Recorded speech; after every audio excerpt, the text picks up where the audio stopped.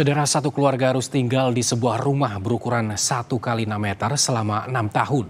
Seluruh aktivitas harian dilakukan di rumah sempit tersebut yang beratap seng dan dinding dari bambu yang dipasang seadanya. Di tengah hiruk-pikuk kota dan derunya mesin industri, masih ada warga Kudus yang hidup di bawah garis kemiskinan. Sutinah, seorang warga desa Jepang Pakis, Kudus, Jawa Tengah, tinggal di rumah berukuran 1 kali 6 meter bersama suami dan 1 orang anaknya. Rumah yang beratapkan seng dan dinding bambu ini lebih terlihat seperti lorong daripada sepetak rumah. Semua aktivitas sehari-hari dilakukan Sutinah di ruang sempit ini, mulai dari tidur, memasak, hingga mencuci pakaian. Sang suami, seorang disabilitas, tak bisa bekerja banyak untuk membantu perekonomian keluarga.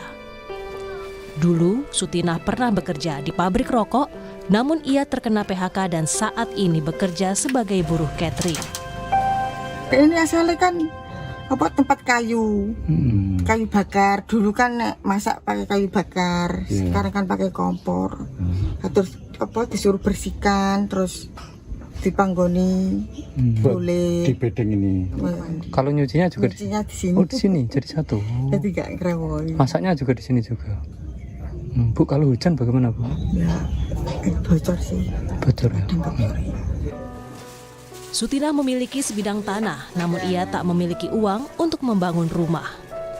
Pemerintah setempat meminta Sutinah dan keluarga untuk pindah ke tempat yang lebih layak, sambil menunggu langkah pemerintah untuk bantuan pembangunan di tanah miliknya. Ya.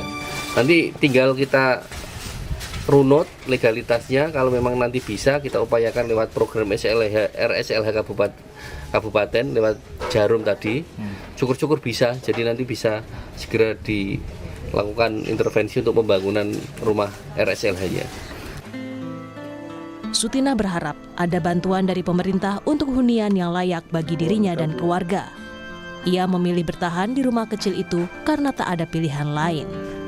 Iwan Miftahudin, Kompas TV, Kudus, Jawa Tengah.